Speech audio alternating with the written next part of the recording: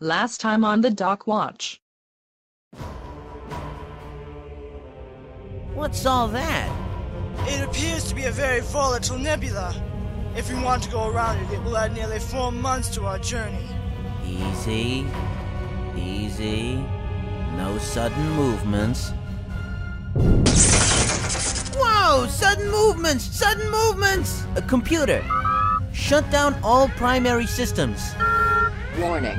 Shutting down primary systems will leave only critical systems active. Normal activities and ship functions may not be available once shutdown is initiated. It looks like there's a certain power level that causes this violent reaction and our systems get sucked dry of power. Hey there, you folks look like you're having a little trouble. How the blazes are they okay in this nebula? That may be my fault, Captain. The bullion doesn't have much time. Yeah, last chance to be a hero, Doc. Come on! What'll it be already? But I don't know. And now the conclusion. Doc! Doctor. I don't know. I don't know what to do. Oh, God damn it, you probably didn't even take the bridge officer's test. Hey, Sully, where you going? Making a decision for you. He took the portable transporter. Sully! Oh, crap.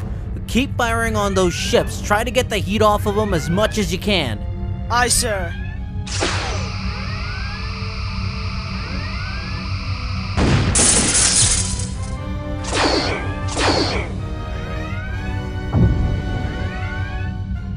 Sir, one of the ships are locking torpedoes on the shuttle. No, of course. Okay, let's rethink our strategy here. How about let's try...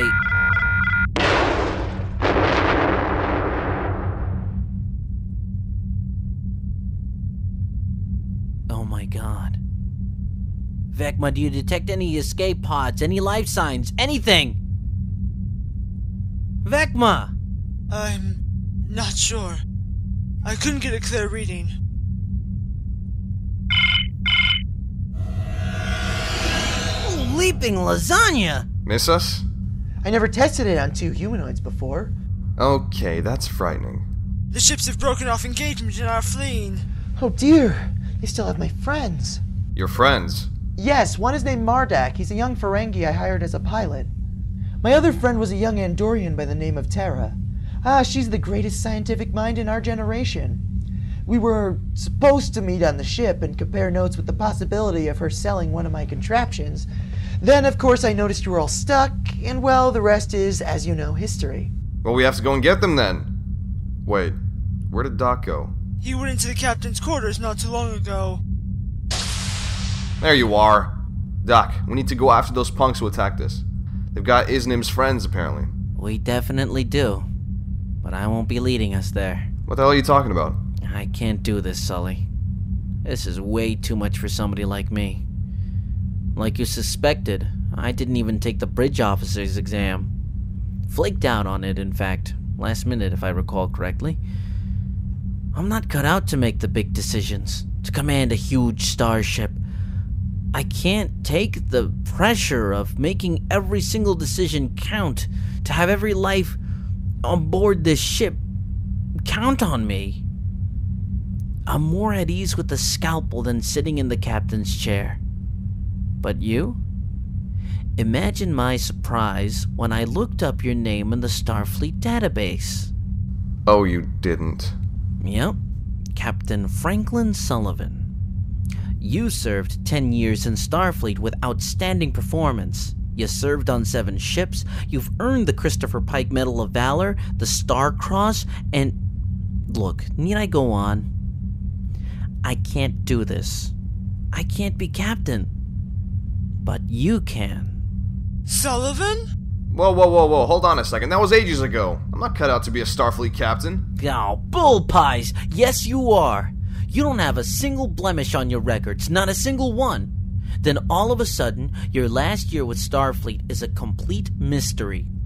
Then it says you were dishonorably discharged. Look, Sully, I love Starfleet, but even I can tell when something's really off, and that was off.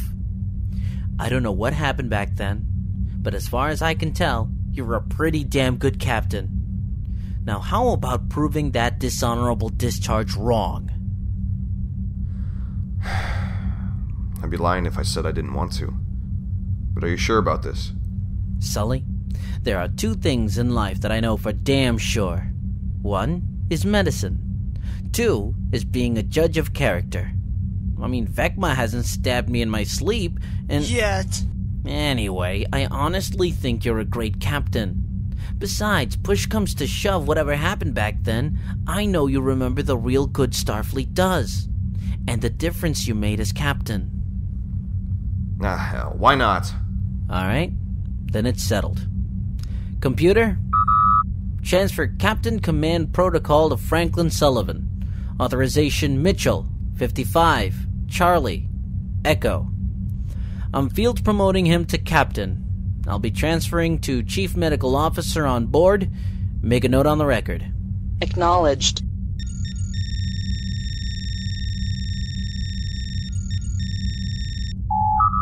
Transfer complete.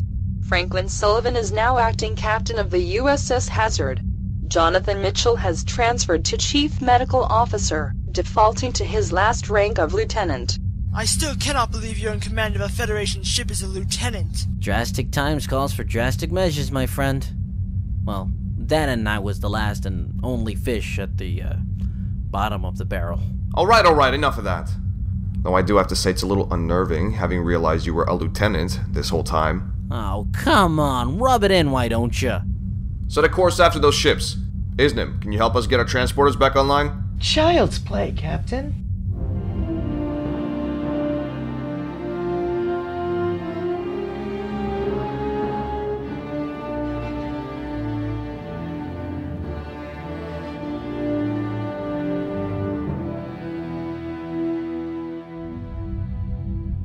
We're catching up to the mercenary ships. Captain. Oh, come on, Vecma. It's not that weird calling me Captain. We're in firing range. Let's try disabling them. Go for the warp engines. Aye, sir. Well, I may as well make myself useful. I'll be at the science station. The transporter room is patched up and ready to go. Hey, Izzy. You think you can help us out with our engineering station over there? Do warp cores contain matter and antimatter? Yeah, the what now? I'll just go over there and make myself useful. Doc, can you find out which ship has Isnim's friends? And I got them. They're on the second ship. I'm reading one Ferengi and one Andorian life sign. Any chance of locking onto them with the transporter? Not as long as their shields are up. Then we're gonna have to go see about those shields. Vecma, lock onto their shield generator and see if you can't knock them out. Aye, aye.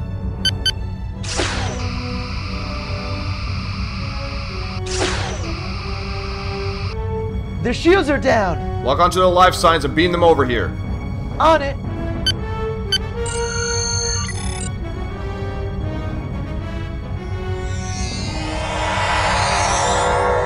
Quick, raise your shields! Huh. Well, that's a fine how do you do for rescuing you. Direct hit. They've critically damaged our shields. We're down to 35%. Those hooligans have been waiting for a chance to strike at you when your shields were down. Damn it! We need to get some distance between us. Captain, I could put some distance between us. You're that Ferengi pilot Isnim has been talking about? My name is Mardak, sir. I'm one of the best pilots the Alpha Quadrant has to offer. Isnim? It's true, Captain. The lad's gotten me out of plenty of scrapes. Well, alright. Take the helm. It's right over there. Aye, sir. Hey, Enzim, can I get more power to these engines?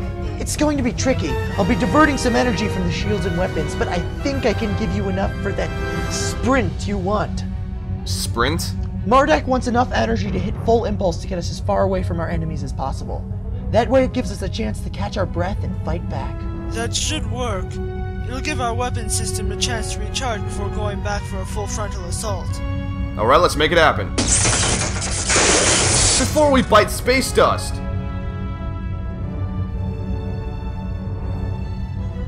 We're out of their weapons range. Get ready. On my mark, we're going to be firing everything we've got on both ships. Distribute torpedo spreads evenly and make sure our phaser intensity is set on full. Returning to weapons range in 3, 2, 1. Fire!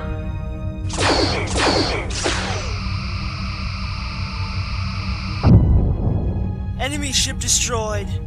The other one is turning to flee. The cowards. They're not fleeing. They're coming back for a suicide run! Those who ram ships into other ships are not on the level. How do you know this, Miss, Professor Tara, PhD, the greatest mind in the universe, let alone the Alpha Quadrant. At your service. Modest little thing, aren't you? Judging by their tactics and discussions on their bridge, it seems like they're the kind that doesn't go out without a fight. Or in this case, taking the enemy down with them. They're approaching at full speed. Noted. Marty! It's Mardak. Whatever. Evasive maneuvers! Aye, sir. Vecma, try to disable him before they reach us. Aye.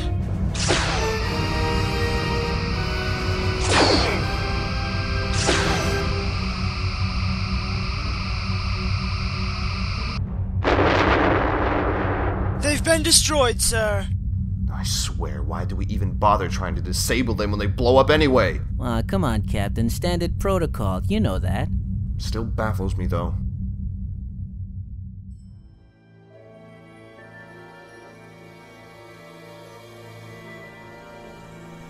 Captain's log, started 89362.14. I assumed command as of 14 hours today. Dr. Jonathan Mitchell, or as we like to call him Doc, has transferred command of the Hazard to me, stating that he was unfit for command. It takes a brave soul to admit something like that. I figure if Starfleet did so well with this kid, maybe there's a chance for me. Anyway, I accepted the transfer in command in hopes that I can show Starfleet that I never changed, and that I was not responsible for the incident at Biranu Station. Upon the request of our newly found friends, we've decided to make them crewmen on board the Hazard, until they wish to leave. So now we have a crew complement of 6. Mighty underwhelming for an Intrepid-class starship, but we're not exactly in a position to be picky. I've met with Jonathan a number of times in regards to what we should do as far as protocol and chain of command. It took a lot of convincing, but we've managed to talk everyone into agreeing that standard Starfleet protocol would be implemented and followed while we're all on board. Vecma took the most convincing, however. We had to show her a ton of evidence, video and written, that Starfleet wasn't as big as a tyrant as she was raised to believe it was. She still has her doubts, but I'm pretty sure that she'll come around. Still, never thought I'd be in a Federation starship again, let alone command one. But I suppose times do change.